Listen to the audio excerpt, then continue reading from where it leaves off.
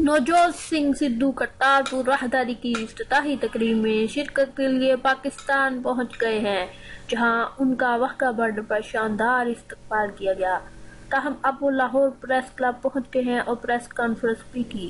Press conference से खिताब करते हुए नवजोत सिंह सिद्धू ने वज़ीर आज़म इमरान खान को फरिश्ता करार देते हुए कहा कि कल का दिन सिखों के लिए बहुत खास है और कल तारीख रकम होने जा रही है। उनका कहना था कि ये बहुत बड़ा चमत्कार है जिस पर सिख बरादरी वज़ीर आज़म इमरान खान और हिंदुस्तान की सरकार की तहे दिल से कर्जदार है।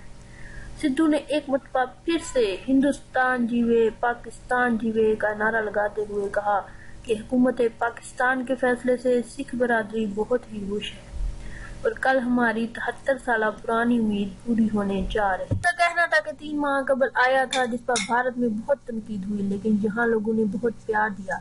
उनका कहना था कि मैं वज़ीर आज़म इमरान खान का तहे दिल से मशकूर हूँ। मैं इमरान खान को अरसे से जानता हूँ। उन्होंने जो भी वादा किया है वो यकीनन पूरा होगा।